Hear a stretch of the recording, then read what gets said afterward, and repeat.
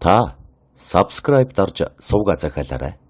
Мөн хонхон дээр дарснаар дараагийн шинэ бичлэг ороход танд мэдэгдэх болно. Чихэна. Нэг хүмүүс бэбитэй элдв янзын хээ үзэгдэл буугч өтгөр харлаа үзлээ гэж ярьсан байдаг. Энд өгүүлэх гэж буй зүйл бол эрт идүүгээгийн юм огт биш. Хэдхэн жилийн өмнө Говь аймгийн Хамбог цумдах оюу толгойд болсон явдал юм. Манай говь нутаг эрт дээр үеэс эхлээд янз бүрийн үнэт олдвороор гадаад дотоодын худалдаачин хайгуулчдын зүрх сэтгэлийг урин дууцаар ирсэн бөгөөд одоо ч тэр хэвээр үргэлжилж байна. Гэвч их говийн элсэн дундаас авч чадаагүй юмдаа хорогдсон алс холын шинжээч геологчдын зарим нь говийн хатуу хүтүүг давж чадалгүй эндээ хоцорч үлдсэн ч гэжтэй аман цангаж янз бүрийн байдлаар үргэлжсэн байдаг бөгөөд тэдгээр хүмүүсийн сүнс одоо хүртэл тэр газартаа хорогдон сахиул адил байж байдаг гинэ. Говь нутагт одоогийн байдлаар ашигт малтмалын хайгуул хийж буй гадаад дотоодын олон компани ажиллаж байгаа бөгөөд тэдний харуул хамгаалалт чанга ажлын шаардлага өндөр цайлан хөлс нь муугүй гэлцдэг. Гэвч харуул хамгаалалт ээлжээр солигдсон байдаг энэ орчинд дээр үгүүлсэн сүг сүнснүүд ч бас ээлжээр гарч ирдэг бодолтой юм а. Том жижиг уурхайн хамгаалагч нар нэгэн зүйлээс байнга зэвүүрхэн эв гүйцэтгэг болсон бөгөөд тэр нь янз янзын дүр төрхтэй хүмүүсийн сүнс сүг ажээ. Хамгаалагч нар бүр сүүлдээ өнөөш нөгөө сагалдаа нэрх байх. Маргааш нөгөө халзан толгойтой. Дараа нь Монгол дээл өмссөн ирэх байх. Гэх зэргээр ярьдаг болсон нь говь нутагт үгэж үрэгдсэн гадаадын судлаач шинжээчдийн сүнс сүудэр тэдэнтэй байнга уулздаг болсныг гэрчилж байгаа биз. Оюу толгойн уурхайд шинээр ирсэн нэг хамгаалагч залуу ажлынхаа мисэн дээр сууж байтал цагаан малгай өмссөн өндөр шар хүн ширээнийхэн дэргэд гэнэтгэн хурч ирээд ямар нэг юм хилэг шиг эсгэр нь дуу гаргажээ. Хамгаалагч залуу түүнийг Америк инженер байна гэж бодоод таасаа юу гэсэн бэ? Гэсээр огт муу юм бодолгүй өндийн бостол нөгөөх нь түүнийг цохиод авсан байна. Тэгснэ англи биш өөр хэлээр ямар нэгэн зүйл хэлээд алга болчихч. Гайхаж ивгүйцсэн залуу энэ тухай нилээд хол зайтай байдаг өөр нэг хамгаалагчд уцаар хэлэхэд юугаа яриад байгаа юм бэ?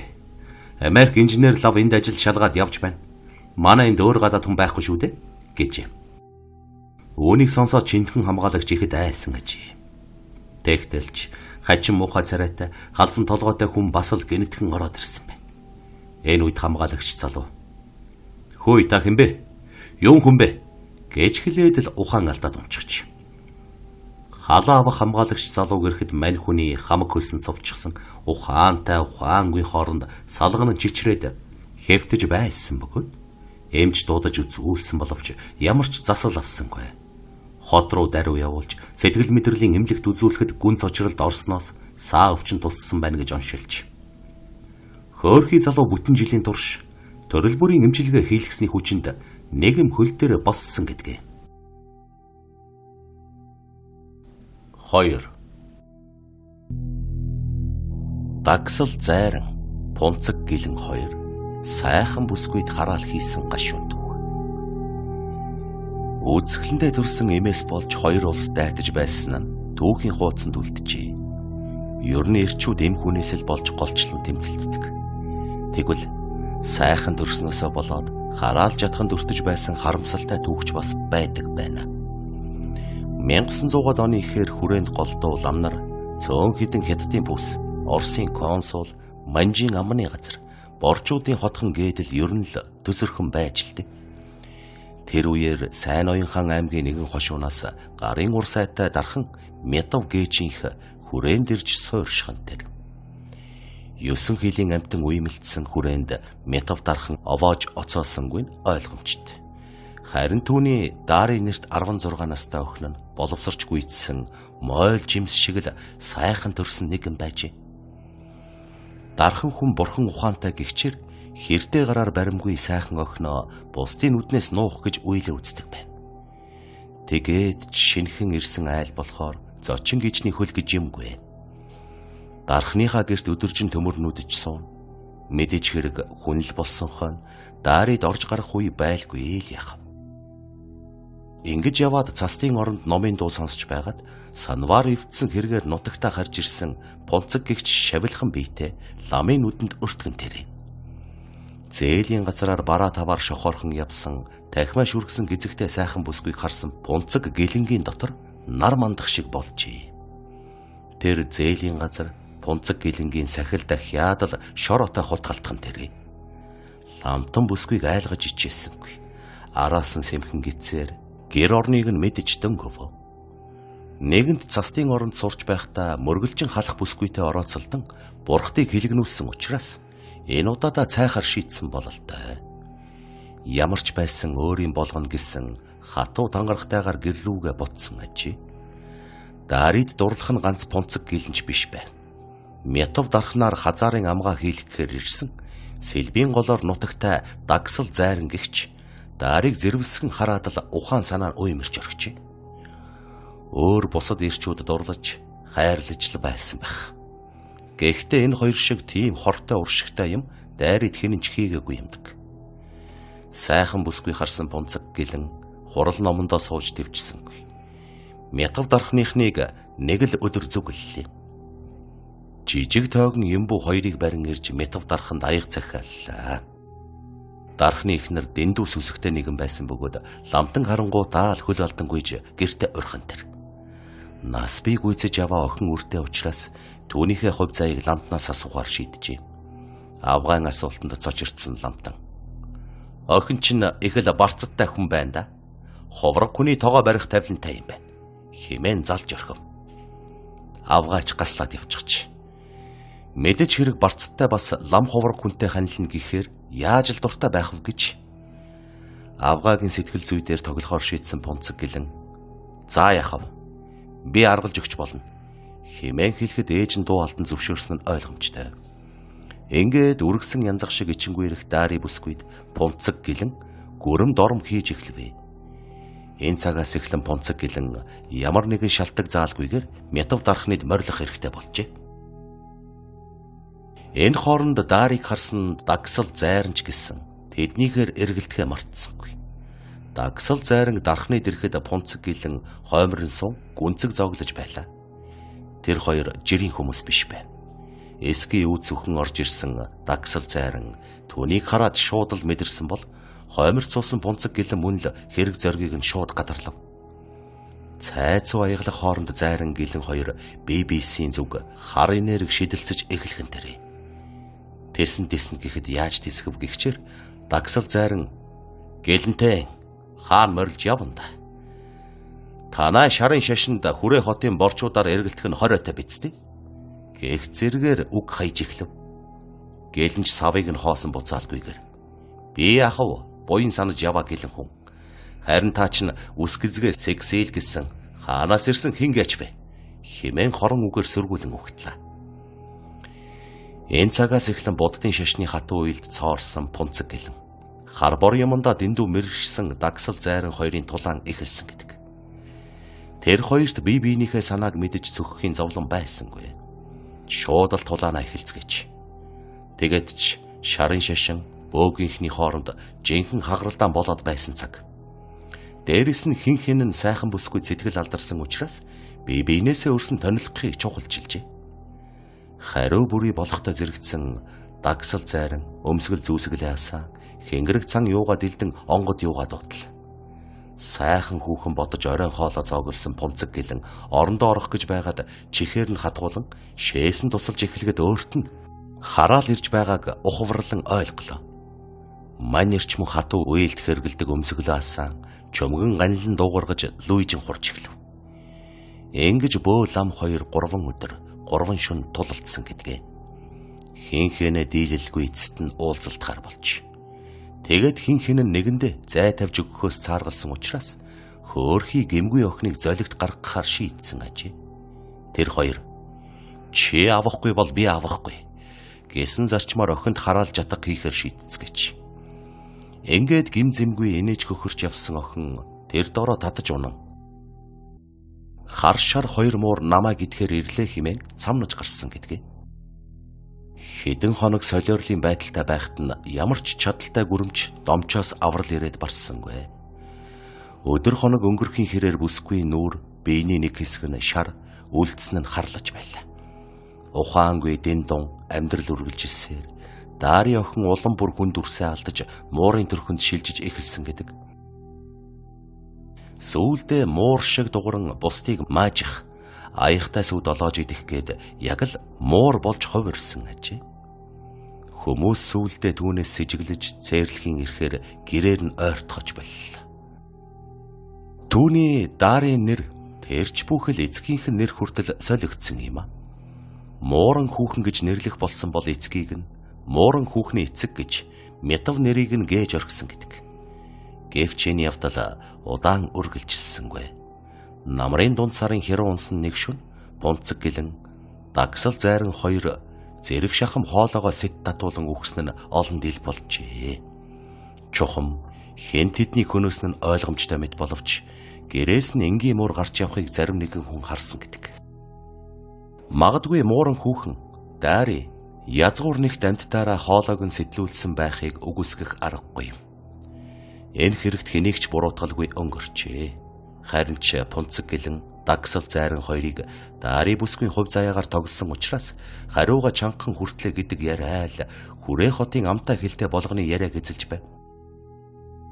Магадгүй сонсогч авахай танд Мууран хүүхэн Даригийн хувь заяаг хэрэгсэн нь сонирн байх биз.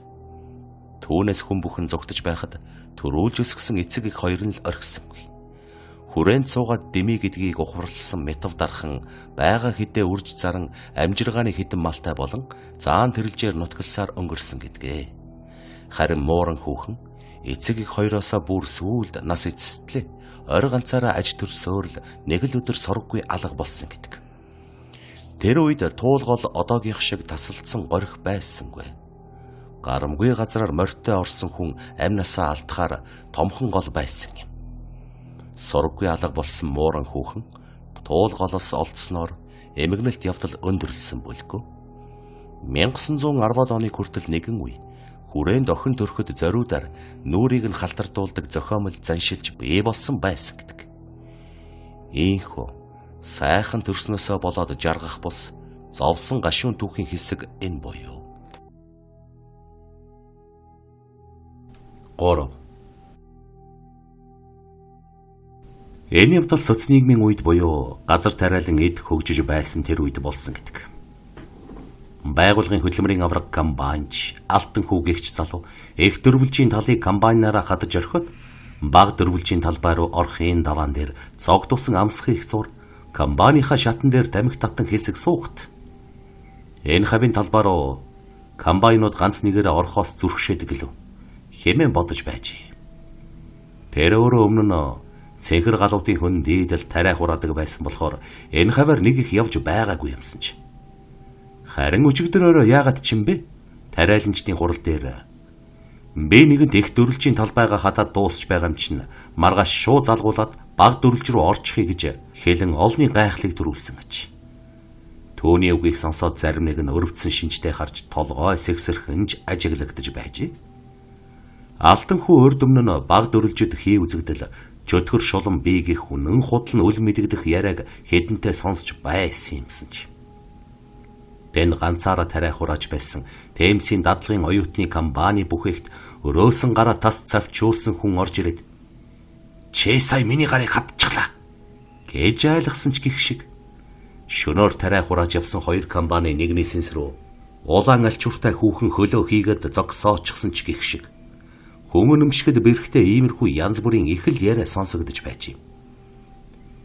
Хэдэн жилийн өмнө анх уран шигээж байх үед анжсан дээр сун газар хагалж явсан хоёр хүүхэд эмгэнэлтэйгээр амнасаа алдснаас хойш иймэрхүү яриа гардаг болсон тухай сумаар аал нэг шөөгн хилэлцэж элдвэр жиг жуг хийдэг боловч алтан хүү нэг их сүсэгтэй биш болохоор төд ээл тооссонгүй. Харин ч бүр трактор комбайны жолооч нар залхуурсандаа янз бүрийн яриа гаргасан биз гэж бодож байсан байна. Дотор эвгүйцмээр арвин их түүх агуулсан газар руу орж тариа хураахын өмнө түр амс хийсэн алтан хүү Ийхүү жаахан бодолд алтаад тамхиныхаа шиг газарт дулмах зурт будааны машин ирж явна уугүй юу гэж харсаар кабинд орж суусан байна. Намирсан их тариан талбайн дундуур ороод хажуудаа байн авч явдаг хүлээн авагчаа залган дуу хангинуулж өөр өөч даган дуулж явтал. Удалгүй будааны бункернд дүүрсэн тул комбайна зогсоон жаахан дуг хийдэг юм уу гэж байтал. Гэнэт хүлээн авагчаар нэг хүн босооч. Хурдан бууж хадуура хараач. Гэхэн сонсогдох шиг болжээ. Бороо сонсоогүй байгаа гэж бодоод ухасхийн өндийвол ахиад л хүлээн авагчаар нь бошоохон бууж хадууранд орооцолцсон хүнийг салгаач. Гэхэн яахын аргагүй тодхон сонсогдож. Доотор нь пал хийгээд явчихсан алтан хүү дэв дороо ухасхийн бууж комбайныхаа өмнө гарч харвал юу ч байсангүй. Энэ үед хураагаагүй үлдээсэн өмнөх өндөр тариан дотроос нэг хүн мөлхөөд гараад ирсэн юмсан чи. Алтан хүү яаснаач мэдсэнгүй. Нэг мэдсэн комбайныхаа кабин дотор эргэж ороод суучихсан байж. Бэж нөгөө хүмүүсийн яриад байгаа айхтар амтантай таарлаа гэж бодсон тэрээр хачин их айж цугтаах санаатай бушуухан комбайнаас агаад урагшаа хөдөлснөө л сандаг гэж. Сөүлд нь тариа баргаадынхан дүүнээс чамд яг юу харагдсан юм бэ гэж асуухад алтан хүү. Гарцаагүй нэг хүн байсан. Өнгийгэд харахад яг урд талын хадуур сэнснээс ирээд зурчихсан. Намайг бушуухан хадаад дайраад өгөөч гэж орилоод байсан. Хүн чинь тийм үед өөрийгөө хянах чадвараа алдчихдаг юм бил. Таснаас гэдэл хажуу талд минь асаалтаа байсан. Хүлээн авагчаар хүний орилох дуу чихэнд хадаад хятнаад байсан. Хүлээн авагчаа унтраасан боловч орилох дуу чихэнд хадсаар л байна. Нэг мэтгэд будааны машины жолооч ирчихсэн. Хөөе чиний бункер аль хэдийнэ дүүрээд будаа чин шанагаараа гадагш асгарч байна шүү дээ гэж хэлэхдээ сая нэг сэхэ орсон юмт. Гэхдээ л бүрэн тавьширч чадаагүй. Надтай таарсан жолооч чи кабинасаа бун хадуур очиж үзээд комбайн доогоороо тонгоож хараад бункер дээгүүрээ өнгийгöd будаага хүртэл удахж үзээд нэгэн хайгаад байсан. Юу хайгаад байсан юм бэ гэж байсан. Би өөрөө түүнийг мэдээгүй л тий гэж ирсэн байдаг. Ямар ч байсан будаа ачих гэж ирсэн машины жолооч алтан хүүг нэг л ёр бусын аашлаад байгааг анзаарч бушуухан машиндаа суулган тариан баригад дээр авчирч буулгасан байна. Тэрбэр хэсэг хугацаанд учир начиргүй зүйл амандаа өглөн үүлгэртэд сууснаа. Айжмар тайвшин хэвэн төрхөндөө орсон байна. Энэ мөчөөс хойш баг дөрөлжийн талбайд тариа хураасан болон будаа дээсэн хүмүүс үл үзэгдэх хийс хүнстэй учирлаа гэж ярих нь их болсон байна. Тэрч байтугай.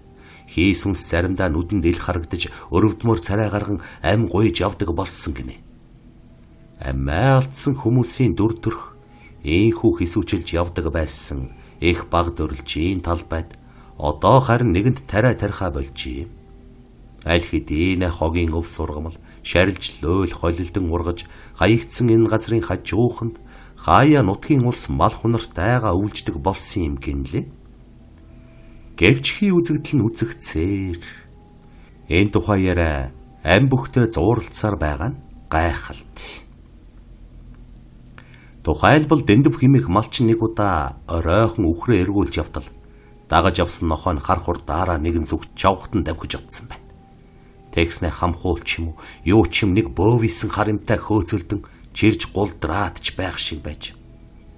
Айлын хонья манас ишиг хураг хоцорчихсан юм болов уу гэж бодсон малчингэр морныхоо амийг эргүүлэн дөхөж очтол нохооных нь урд тал биетэй хүн ам тэмцэн зугтааж мөлхөж яваа харагджээ. Мэл гайхсан дэндв дэмээл хүн барих нь хөөш хэмээ нохоогоо зандарсаар дөхөж очтол яахын аргагүй бөксөн биеийн байхгүй. Тал биетэй хүн гараасаар байлган зугтах хаятай мөлхөж байсан тул морноосоо бууж чадсангүй. Моринч хамраатай чигнүүлэн үргэж туйлаад бөө юм болж. Хэрвээ ердийн хүн байсан бол дэндв явган бууж очоод нохоогоо салгах байсан мэдэж. Гэтэл эзгүйхээр газар тийм хүн харсан хин л бууж зүрхлэх билээ. Нохоо нь байдгаараа хилэгнэн дайрч араас нь зууж татах гээд байгаа бололт. Харин тал биетэй хачин хүн урагшаа тэмүүлэн зүтгээд л байж. Дэндв нохоогоо нэг дуудснаа мөд салахгүй юм шиг болохоор нь тэр чигт нөрхөөд эргэн давхиж утсан байна. Тал биетэй хүн Хаягдсан тариан талбайд мөлхөж явна гэсэн сургаар тэр хавийн айлууд шөнө нь бараг л нэгнийдээ бөөгнөрөн хонсон юмсанч. Түүнээс хойш хонинд явсан сургуулийн хүүхэд хүртэл янз бүрийн юмтай таарлаа хэмээн ярьж ирэх болсон тул нутгийн айлууд тэр хаваар нутаглах нь ховордсон байна. Зуурдаар үргэлжсэн хүний сүнс 100 жил оршдог гэсэн яриаг энэ явдал нотолж байх шигэ. Дөрөв. Сүүлийн үед хүмүүс санамсаргүй тохиолдлоор амнасаа алдах нь маш их болсон байна. Гол төлөв золгүй тохиолдол болон гэмт хэргийн улмаас амнасаа алдсан хүмүүсийн тухай мэдээллийг хүмүүс өдөр бүр зурагт, сошиалоор үзэж уншсаар сүүлдээ бүр тоохоо болсон мэт. Жишээ нь галт тэргэнд 3 хүн дайруулж өглөө. Галд шатаж хэдэн арваараа хүж байна. Нүүрсэн дугаартаж өглөө. Таран шааныхан болоод аригчид гудамжинд хөлдөж өглөө. Автослоор төдөн хүн хорвоог орхилоо гэх мэт мэдээллийг огт тоохоо болж. Сүүлийн нэг жилд зөвхөн Улаанбаатар хотод гэхэд л 1500 орчим хүн зуурдаар буюу золгүй тохиолдлоор амнасаа алдсан гэх статистик тоож байдаг гин. Гэтэл үүнтэй холбоотой нэг зүйл лам хуврагуудын сэтгэлийг түгшээх болвоо. Учир нь зуурдаар өгсөн энэ олон хүний сүнс өгөх цаг нь болоогүй байхад биенээсээ халсан учир энэ орчлонд гацаж бидэнтэйгээ цуг хутгалдан амьдарч байдаг аж. Зуурдын сүнс ийхүү олшрох нь амьд сэрүүн яваа бусаддаа байнга гай хөнөөл авчирхаас гадна аюул зовлон энд тэндгүй тарж үлдэн үхэл өвчин бий болгодог байна. Энэ талаар саяхан хот орчмын хүрээ хийдийн нөлөө бүхий хэсэг лам толгой сэгсрэн ярьж байсан юм а. Тэд өгсөн хүний сүнс болгон буг чөтгөр болж хорлоод байдаг юм биш. Зуурдаар өгсөн хүний сүнсэл гэр орон ах дүү сайхан хуучин хэвэндээ орох гэж тэмүүлэн өлсөд цангахын зовлон амьд юм шиг амсан таниж явдаг. Тэр үедээ зарим нь хүн амьтанд харагдаж үзэгдэн айлгаж ичээх явдал бий. Гэхдээ хит олон хүн нэг газар зуурдаар өнгөрвөл бусдад үлэмж их хөнөөлт. Үхээд хүний мөн чанар нь ялгардаг тул энэ муу намайг үхчихсэн байхад амьд яваад байхдаа яадаг юм гэсэн атаархуу сэтгэлээр хандаж янз бүрээр хорлох талтай. Жишээ нь зам гарч яваа хүнийг үл үзэгдэх зуурдын сүнс аваар усалд оруулж болно. Эсвэл гал хүсний аюул гаргах ч юм уу, ер нь хорлолын жишээ олон. Зуурдын сүнснүүд хорлол их хийх тусмаа бэйжин ороолон болж хувирч байгаа юм. Таран шээнд амьдардаг хүмүүс аимшигтайгаар түлэгдэж юм уу, архинд хорлож өгөхөд байна гэдэг чинь тэд муу мухай архи дарс уудаг дааж биш. Хамт амьдарч байгаад амиа алдсан эсвэл тэдэндээ хорлогдсон ч юм уу, гомдсон хүний зуурдын сүнс ирж хорлоод байгаа нь тэр гэж байв. Лам нарын яриагаар бол нийслэл хот маань зуурдын сүнс агуулсан асар том сав болж хувираад байгаа бололтой. Тиймээс төр засгаас хүртэл энэ талаар шийд гаргаж цагаан сараар очиж зологдог гандан хийдийнхээ хамаг ховрогыг дайжлан сүм дотор нь биш ядуу хүмүүс үхэх дуртай гудамж талбайд гаргаж ном сувдар уншуулбал яасан бэ гэсэн сэтгэлж төрнө. Манадаа л номтой гэгдэж байгаад хэдэн жилийн өмнө жанж халсан эргэдэн ламтанч зуурдаар өгсөн хүний сүнс нь эдлэх ёстой насаа дуустал энэ ертөнцөөр сэлгүүцдэг зовлонтой. Хэрвээ 80 хүрэх ёстой хүн 25 наснда гинтийн ослоор явчихвал ахиад 55 жил хүмүүсийн дунд сэлгүүцнэ гэсэн үг. Зуурдын зовлон гэж ер нь үүнийг л хэлдэг юм шүү дээ. Дээлэн хүмүүсийн Бурхнаас онооснаас нь 60-аас дээш 90 100 хүртэл байдаг жамтай. Гэвч хүнийг 15 6 тайда ертөнцөөс явчихаар нь бид зайлуул нас богинтой байж дээ гэж ярьдаг шүү дээ. Үнэн дээр тийм биш. Тэр хүн эдлэх ёстой насаа гүйцэлгүй зуурдаар явчихж байгаа нь тэр. Иймээс хүн бүр зөв мөр замаар зөв зүйтэй бодолтой явах хэрэгтэй гэж буддын шашин номлодог учиртай гэсэн байдаг. Тэгвэл нийслэл хотод маань богшиж үүрлчихэд байгаа энэ олон зуурдын сүнсийг амарлөөлн тонилгох хойд насны цэвэрлэгээ яаралтай хийхгүй бол горьгүй болсон юм биш үү? Өгсөн хүнээр дүүрэн жалгыг зуурдын сүнсний орон гэж дээхэн үед нэрлдэг байсныг санахад эл үдэхгүй.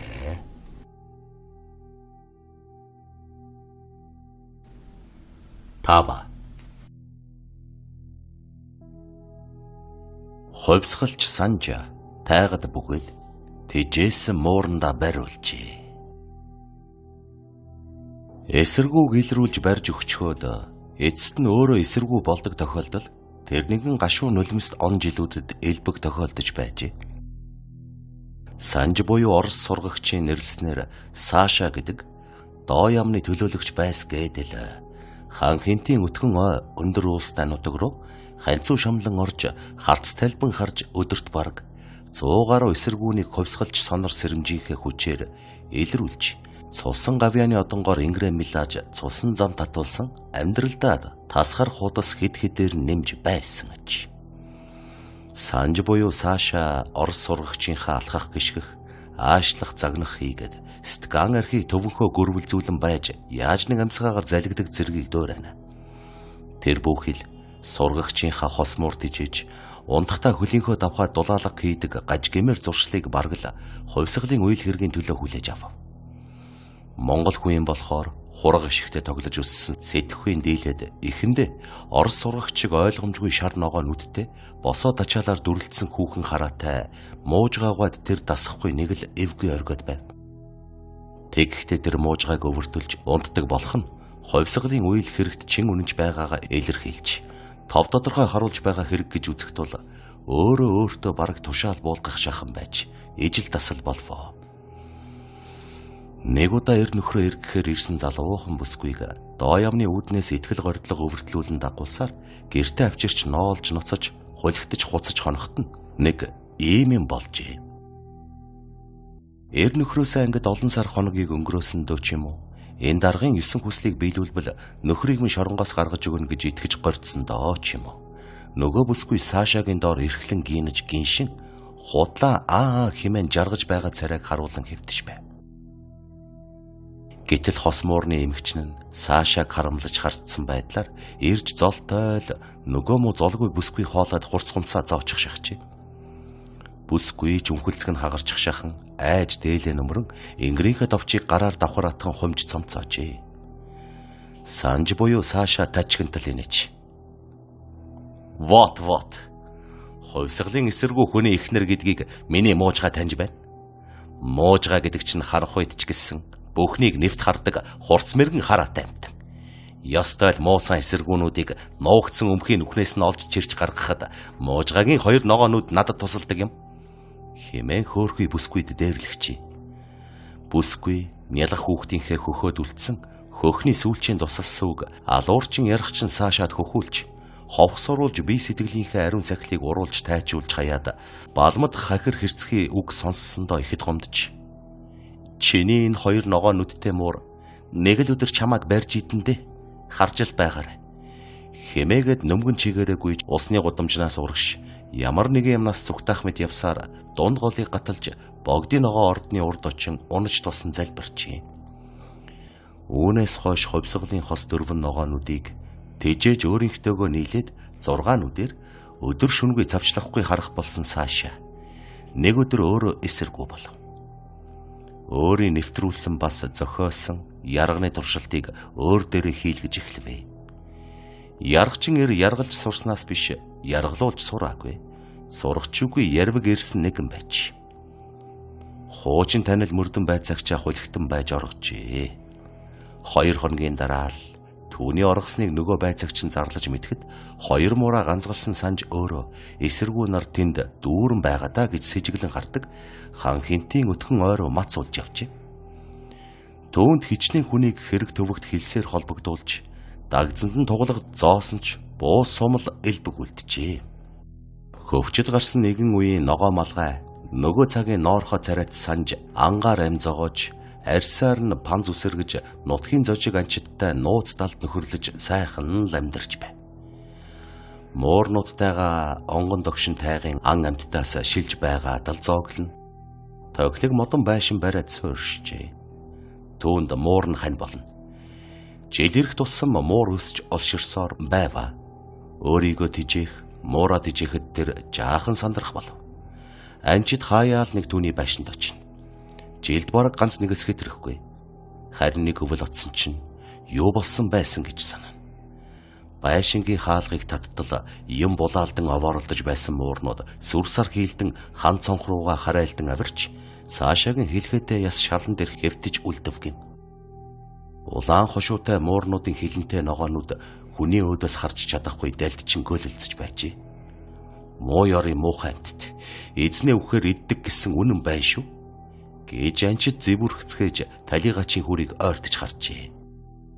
Гэтэл түүний баруун гар нь хутга тас атгаатай хөлтчихсэн байв гэн. Яахлаараа хутга атгаад үхдэг билээ. Ажигч гэрхаа анчид сайтар шинжин учрыг нь олвоо. Саша биеийн муудаж хэвтэрт оржээ. Олон хоног хэвтсэн бололт.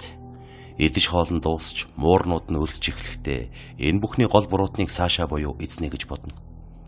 Тэд Сашагаар тэжээлгэж муу занд сурчхаад өөрсдөө юу ч авлаж чаддаггүй байв. Муурнууд өдөр ирэх тусам аимшигтай нүдээр хараад байгааг Саша мэдэж хутга ханцуулах болжээ. Өөрийг нь тойрч оцоолдон суух дайснуудынхаа дунд тэр мэдээж унтаж амрахч бүр саналтгүй болсон байж таарна.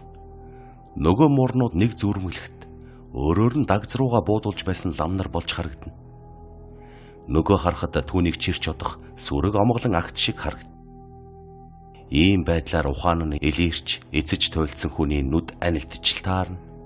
Тэгмэгц муурнууд үсэрч тал талаас нь хурц гунцаа шигтгэн базаж манирч байдгаараа ноцолцсон байна. Муурнууд ч хэд хоног гэдэс гарцгааж тэд Сашагийн биенээс юу ч үлдээлгүй мүлжиж идсэн байв. Ганцхан хутга атгсан нударганд нь л ойртоогүй байжээ. Муурнууд хувьсгалчийн хоёр нүднийх нь ухархайг баасаар дүүргэсэн байсан гэн.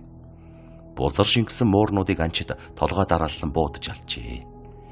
Харин Сашагийн орны толгой дээр нэг нь ноорхоо дэвтэр ишийг хэмлэж орхисон богинохан харандаа байсныг анчид авч хожим бичиг үсэг таних нэгнээр уншуулахад түүний хэн болох, ямар нүгэл үйлдсэн, яг түүнийхээ гисгэлийг тухайн үедээ амсаж байгаа талаарх тэмдэглэл бас сүүлийн үед муурнуудын занал хийлэл дээр нэгэн эмэгтэйг яаж доромжилсан.